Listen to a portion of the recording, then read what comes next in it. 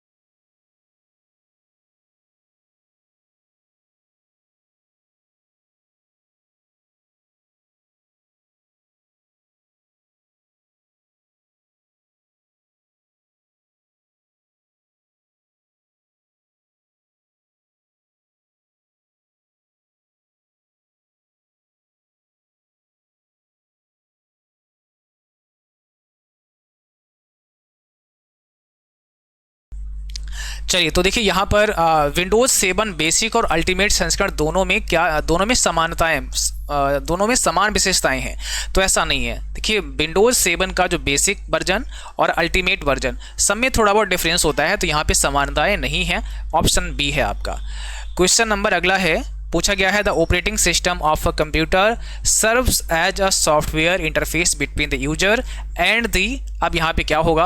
Computer का operating system उपयोगकर्ता और डैश के बीच एक सॉफ्टवेयर इंटरफेस के रूप में काम करता है। मेमोरी, पेरिफेरल, हार्डवेयर या फिर स्क्रीन। तो क्वेश्चन 4 का आंसर आपको देना है कॉमेंट बॉक्स में। सही जवाब क्या हो जाएगा? इसका सही जवाब है हार्डवेयर। ऑप्शन नंबर हमारा क्या होगा? सी करेक्ट हो जाएगा, हार्डवेयर। अगला क्वेश्चन है, सॉफ्टवेयर एक प्रोग्राम है जो कंप्यूटर के समग्र संचालन को निर्देशित करता है। इसके उपयोग को सुविधाजनक बनाता है और उपयोगकर्ता के साथ इंटरैक्ट करता है। इस सॉफ्टवेयर के विभिन्न प्रकार क्या हैं? अलग अलग टाइप हैं इसके, वो बताइए। यानी software is a program that direct the overall operation of the computer, facilitates its use and interact with the user. What are the different type of this software. तो देखिए सबसे पहले एक तो हमारा है ऑपरेटिंग सिस्टम जो हमारे पूरे सिस्टम को ऑपरेट करता है। उसके बाद है लैंग्वेज ट्रांसलेटर जो भाषा अनुवादक जिसे कहते हैं, कंपाइलर या ना इंटरप्रेटर और असेंबलर। उसके बाद यूटिलिटी सॉफ्टवेयर होते हैं जैसे डिस्क ड्राइवर हो गया, इसके बाद आपका एंटीवायरस हो गया, है ना।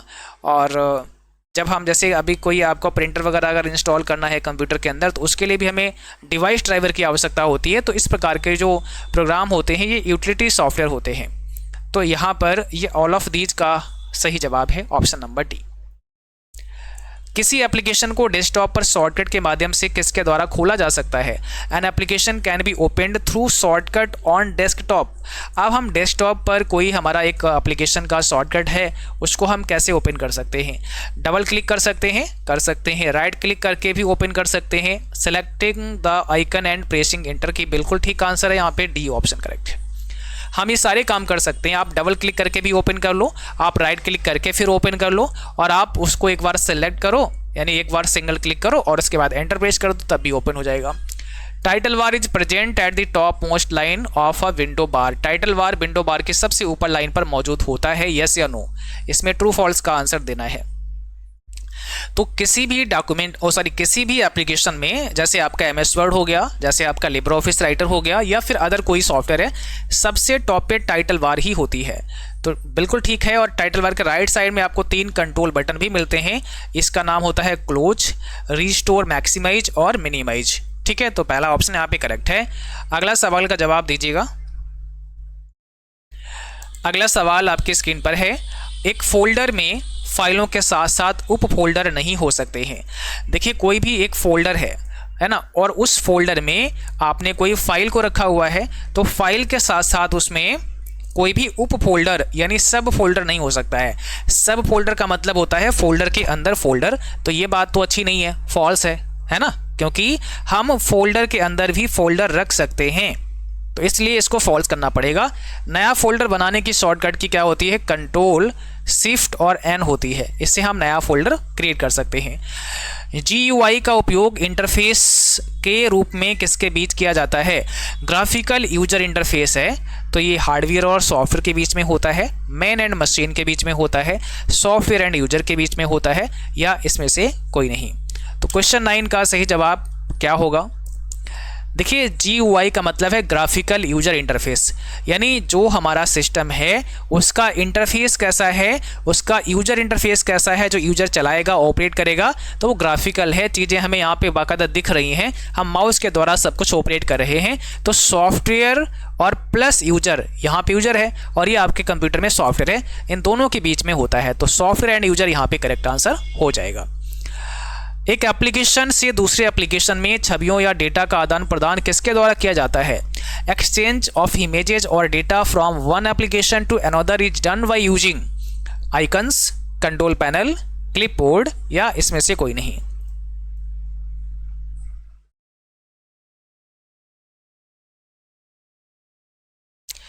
तो इसका सही जवाब है क्लिपबोर्ड के द्वारा। सही जवाब क्या होगा? क्लिपबोर्ड के द्वारा। देखिए होता क्या है, जब आप एक एप्लीकेशन पर कोई कंटेंट है, जैसे मान लिया हमने यहाँ एक्सचेंज लिखा, हमें इसको क्या करना है, कहीं और लेकर जाना है, तो हम इसको पहले क्या करते हैं, कॉपी करते हैं।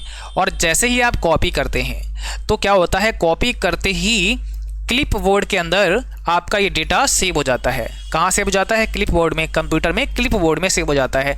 और अब जिस एप्लीकेशन पर आप पेस्ट करेंगे वहाँ पर ये पेस्ट हो जाएगा क्लिपबोर्ड के द्वारा, फिर से यहाँ पे पेस्ट कर दिया जाएगा। तो ये काम कौन करता है? क्लिपबोर्ड करता है। ठीक है, कॉपी करते हैं, कट करते हैं, तो डेटा हमारा कहाँ सेव होता है? क्लिपबोर्ड में। एक सवाल और आता है कि क्लिपबोर्ड में डेटा कब तक सेव रहता है? तो जब तक आप दोबारा किसी और फाइल को कॉपी या कट नहीं करते हैं या सिस्टम को ऑफ नहीं करते हैं, तब तक कॉपी किया हुआ डेटा आपका क्लिपबोर्ड में रहेगा। यानी आपने कॉपी किया था आज सुबह 10 बजे और सिस्टम आप बंद मत करो, तो शाम को आप 10 बजे फिर से आप रात में 10 बजे आप पेस्ट करोगे तो पेस्ट हो जाएगा, कोई दिक्कत नहीं। पर सिस्टम बंद कर दोगे तो कॉपी किया हुआ डिलीट हो जाएगा। रिसाइकल विन आपको विंडोज में डिलीट हुई फाइलों और फोल्डर को आसानी से पुनर्प्राप्त करने की अनुमति नहीं देता है। यानी रिसाइकल विन जो है इसमें से आप जो विंडोज़ में अपनी फाइल को डिलीट करते हैं उनको पुनः प्राप्त करने की परमिशन नहीं देता है। Recycle bin does not allow you to easily recover deleted file and folders in Windows. आपने विंडोज से जो भी फोल्डर्स एंड फाइल को डिलीट किया उनको आसानी से आप रिकवर नहीं कर सकते हो। तो ये तो बात ठीक नहीं है, ऑप्शन बी यहाँ पे फॉल्स। क्यों? क्योंकि रिसाइकल विन में जो भी फाइल या फोल्डर हैं उनको हम रिकवर कर सकते हैं, हम उसको रीस्टोर करवा सकते हैं। ठीक है, बहुत आसानी के साथ रीस्टोर कर सकते हैं। इसीलिए रिसाइकल विन होता है कि आपसे बाई चांस बाई मिस्टेक कोई फाइल डिलीट हो गई है तो उसको वापस आप ला सकते हैं, पर अगर आप रिसाइकल विन से भी हटा दोगे तो फिर वापस नहीं आएगी। निम्न में से कौन सा फाइल प्रारूप विंडोज 7 में समर्थित है? विंडोज 7 में कौन सा फाइल प्रारूप होता है? तो देखिए इसमें एक होता है फैट, एक होता है NTFS। तो यहाँ पर NTFS है correct answer, new technology file system. Windows 7 और XP में हाइबरनेट का क्या अर्थ होता है? हाइबरनेट, तो हाइबरनेट पता किसे कहते हैं? जैसे मान लिया आपका कोई कंप्यूटर में फाइल ओपन है और आपने कंप्यूटर को बंद कर दिया, तो shut down the computer without closing the running application. जो एप्लीकेशन पे आप काम कर रहे थे उसको आपने क्लोज नहीं किया, सीधे कंप्यूटर को शट डाउन कर दिया, तो ऐसी कंडीशन में हम इसको क्या बोलते हैं? हाइबरनेट कहते हैं। आइकन एक चित्र या छवि है जिसे आप अपने डेस्कटॉप पर प्रदर्शित कर सकते हैं। कोई भी आइकन जो होता है वो एक प्रकार का एक इमेज होता है, एक इमेज होता है, चित्र होता है जो किसी फाइल फोल्डर को रिप्रेजेंट करता है और वो हमारे डेस्कटॉप पर क्या होता है? प्रदर्शित होता है। तो बात ठीक है, पहला ऑप्शन करेक्ट है। विंडोज ऑपरेटिंग सिस्टम का नवीनतम संस्करण है, यानी विंडोज का नवीनतम संस्करण कौन सा है ये डिपेंड करेगा आपके ऑप्शन क्या दिए हैं। आप देखो वैसे तो 11 है, विंडोज 11 का सबसे लेटेस्ट वर्जन है, बट यहाँ दिया नहीं है तो आपको 10 कर देना है। 11 दिया है तो 11 आपको करना है। हालांकि मैं आपको बता दूं सबसे जो लेटेस्ट विंडोज़ का संस्करण है, वर्जन है, वो कौन सा है? विंडो 11 है। Linux open source operating system में से एक है। अगर हम ओपन सोर्स की बात करेंगे, जो ओपन सोर्स ऑपरेटिंग सिस्टम होते हैं उनके लिए कोई लाइसेंस लेने की ज़रूरत नहीं होती है, आप उनको परचेज नहीं करते हैं, वो फ्री में मिल जाते हैं। तो उनमें से लिनक्स भी एक है। तो लिनक्स एक ओपन सोर्स ऑपरेटिंग सिस्टम का एग्जाम्पल है जिसे फ्री में ही आप डाउनलोड कर सकते हैं और इंस्टॉल कर सकते हैं अपने कंप्यूटर में। डैश सूची में ऐसे प्रोग्राम शामिल हैं जो कंप्यूटर पर आमतौर पर आवश्यक विभिन्न कार्यों को पूरा करते हैं। इनमें से अधिकांश प्रोग्राम विंडोज 7 ऑपरेटिंग सिस्टम के साथ इंस्टॉल किए गए हैं, जैसे कैलकुलेटर, स्पिनिंग टूल और वर्डपैड। तो आप बताइए इसमें क्या होगा? किस सूची में ये सब होता है? ये सब होता है एसेसरीज के अंदर। तो आप जब एसेसरीज पे क्लिक करते हैं तो ऐसे बहुत सारे प्रोग्राम्स आपको वहाँ पर मिलते हैं। ऑपरेटिंग सिस्टम का कार्य क्या है? What is the function of an operating system? ये मैनेज करता है कंप्यूटर रिसोर्सेस और takes care of scheduling jobs for execution, manage the flow of data and instruction all of the above. तो question 18 है आपके स्क्रीन पर, answer आपको देना है। सही जवाब क्या हो जाएगा बताइए? यहाँ पर डी ऑप्शन है आपका, all of the above. All of the above correct answer है। स्टार्ट बटन के ठीक ऊपर एक सर्च बॉक्स है। स्टार्ट जो बटन होता है इसके ठीक ऊपर एक सर्च बॉक्स होता है। देखो आपका मान लिया ये विंडोज़ 10 का इंटरफेस है, नीचे यहाँ पे स्टार्ट बटन है।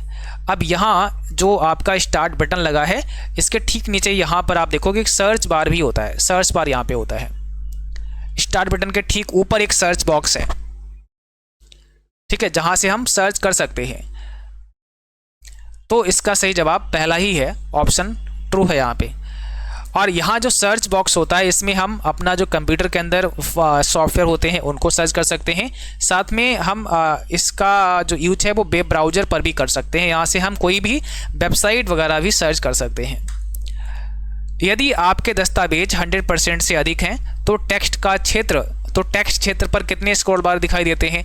मान लीजिए कोई डॉक्यूमेंट है, फॉर एग्जाम्पल के लिए आप MS वर्ड में कुछ टाइपिंग कर रहे हैं, तो अभी जब टाइपिंग कर रहे थे तो आपका जो डॉक्यूमेंट है उसका जो साइज़ है वो 100% है, तो एक स्क्रॉल बार आपको यहाँ पे देखने को मिलती है, ठीक है, एक मिलती है आपको, वर्टिकल स्क्रॉल बार यहाँ पे आपको दिखेगी। पर अगर आप इसका साइज 100 से ज़्यादा कर देते हैं तो स्क्रॉल बार 2 दिखेंगी आपको, एक नीचे यहाँ पर आ जाएगी बॉटम में, एक हॉरिजॉन्टल भी आ जाएगी, तो स्क्रॉल बार कितनी आ जाएंगी? 2 आ जाएंगी। यानी अगर आपने साइज बढ़ा दिया तो स्क्रॉल बार 2 आ जाएंगी, ठीक है। और स्क्रॉल बार का यूज़ क्या होता है, हम पेज को लेफ्ट राइट कर सकते हैं, टॉप एंड बॉटम में खिसका सकते हैं। टास्क बार में स्टार्ट बटन, त्वरित लॉन्च और अधिसूचना क्षेत्र शामिल है। The task bar contains start button, quick launch and notification area. जो टास्क बार है वो सबसे बॉटम में होती है और इस पर आपको यहाँ डेट एंड टाइम मिल जाता है, यहाँ नोटिफिकेशन एरिया मिल जाता है और स्टार्ट बटन भी आपको मिल जाता है। तो बिल्कुल ठीक बात है, टास्क बार पर ही हमें स्टार्ट बटन मिलता है, क्विक लॉन्च मिलता है, नोटिफिकेशन एरिया मिलता है। अगला सवाल है, फोल्डरों और फाइलों को प्रबंधित करने के लिए आप किस विंडोज़ प्रोग्राम का उपयोग करते हैं? भाई हमारे कंप्यूटर में फाइल्स और फोल्डर्स को मैनेज करने के लिए कौन सा एप्लीकेशन होता है? तो उसका नाम है एक्सप्लोरर। इसे क्या बोलते हैं? एक्सप्लोरर के नाम से जाना जाता है। इसकी शॉर्टकट की क्या है ओपन करने की? तो विंडो की दबाना है, साथ में ई प्रेस करना है, तो इससे आप फाइल एक्सप्लोरर को ओपन कर पाओगे। फोल्डरों और फाइलों को प्रबंधित करने के लिए आप किस विंडोज़ प्रोग्राम का यूज़ करते हैं? फोल्डर्स और फाइल को प्रबंधित करने के लिए सेम क्वेश्चन आ गया, दोनों एक जैसे ही हैं। तो यहाँ पर क्या होगा, यहाँ पर आपका सी ऑप्शन ही करेक्ट है ना, दोनों सेम हो गए, सी ऑप्शन करेक्ट है। फोल्डर और फाइलों और फोल्डरों का एक समूह है। फोल्डर फाइलों और फोल्डरों का एक समूह है। A folder is a set of files and folder. अच्छा देखिए, एक जो फोल्डर है वो क्या है, फाइल्स और फोल्डर का एक सेट है। यानी कोई भी अगर हम फोल्डर देखेंगे तो उस फोल्डर के अंदर क्या होगा, एक फाइल हो सकता है, फोल्डर हो सकता है, या अदर कोई प्रकार की फाइल हम वहाँ पे स्टोर कर सकते हैं। तो क्या एक फोल्डर जो है वो फाइल्स और फोल्डर्स का एक समूह होता है जिसे फोल्डर कहते हैं? 24 का आंसर दो। ये है फॉल्स। ये क्या है? फॉल्स है। देखो, folder is a set of files and folders. तो ऐसा नहीं है कि कोई जो फोल्डर है वो फाइल्स और फोल्डर का सेट होता है, नहीं। फोल्डर एक कंटेनर है। अगर हम ये कहें कि फोल्डर फाइल्स और फोल्डर्स का एक सेट है तो ये कॉम्पलसरी हो गया कि फाइल्स और फोल्डर का सेट होना ही चाहिए तभी फोल्डर बनेगा, बट ऐसा नहीं है। आप फोल्डर क्रिएट कर सकते हैं। फोल्डर एक कंटेनर है। यहाँ पर क्या है, एक कंटेनर है, इसमें डेटा हम रख सकते हैं, इसमें हम अपनी फाइल को रख सकते हैं, पर एक कंपलसरी नहीं है कि फोल्डर बनाया तो उसमें फाइल रखना ही चाहिए, या बिना फाइल रखे फोल्डर बन नहीं सकता, ऐसा भी कंपलसरी नहीं है। इसलिए आप कह सकते हैं कि फोल्डर जो है वो फाइल्स और फोल्डर का सेट नहीं है। हाँ, ये जरूर है कि फोल्डर के अंदर फाइल्स आप स्टोर कर सकते हैं, पर फोल्डर एक कंटेनर है जो बिना फाइल या बिना उसके अंदर कोई फोल्डर रखे भी बनाया जा सकता है, इसलिए इसको फॉल्स करना है। डैश खुले हुए एप्लीकेशन शीर्षक बॉक्स की एक पंक्ति को बनाए रखकर सभी सक्रिय एप्लीकेशन तक पहुंच प्रदान करता है। कौन? बताइए, 25 का आंसर दो, क्या होगा? डैश खुले एप्लीकेशन शीर्षक, यानी खुले एप्लीकेशन शीर्षक बॉक्स की एक पंक्ति को बनाए रखकर सभी सक्रिय एप्लीकेशन तक पहुंच प्रदान करता है। तो भाई ये है टास्क बार। टास्क बार का काम ही यही है, सबसे बॉटम में जो होती है ना, तो जितने भी एप्लीकेशन ओपन करते जाओगे सारे टास्क बार पर आपको नजर आएंगे। एक ऑपरेटिंग सिस्टम है, एक integrated software, application software, CD-ROM software, system software. तो ऑपरेटिंग सिस्टम जो हमारा होता है वो एक सिस्टम सॉफ्टवेयर की कैटेगरी में आता है, सिस्टम सॉफ्टवेयर है। आप डेस्कटॉप पर नया फोल्डर नहीं बना सकते हैं, अभी आपको मैंने बताया बना सकते हैं, तो ऑप्शन पहला यहाँ पे हो जाएगा। नहीं बना सकते, सॉरी, इसको फॉल्स करना पड़ेगा। कह रहे नहीं बना सकते हैं तो आपका ये सवाल है फॉल्स, है ना, फॉल्स। यह आपकी फाइल को सहेजने के लिए कई विंडोज अनुप्रयोगों के लिए डिफ़ॉल्ट फोल्डर है। यह आपकी फाइल को सेव करने के लिए कई विंडोज अनुप्रयोगों के लिए डिफ़ॉल्ट फोल्डर है। तो इसका सही जवाब क्या है? बाय डिफ़ॉल्ट अगर हम देखेंगे हमारे कंप्यूटर में जो फाइल सेव होती है वो माई डॉक्यूमेंट में या केवल डॉक्यूमेंट में होती है। ये बाय डिफ़ॉल्ट सेव यहाँ होगी, बाकी आप चेंज करना चाहो तो कर सकते हो। लिनक्स एक मालिकाना सॉफ्टवेयर है, यानी लिनक्स एक प्रोप्राइटरी सॉफ्टवेयर है, इसको यूज़ करना है तो पैसे खर्च होंगे। तो ये फॉल्स है, क्योंकि हमने अभी बताया आपको ये फ्री है, ओपन सोर्स की कैटेगरी में आता है। टास्क बार का प्रयोग किया जाता है, टास्क बार का यूज किया जाता है। Navigation program, switching between program, startup program, all of the above, उपरोक्त सभी के लिए किया जाता है, तो डी ऑप्शन करेक्ट है। जब किसी फोल्डर को दूसरी जगह कॉपी किया जाता है तो फोल्डर में मौजूद सब फोल्डर भी कॉपी हो जाते हैं।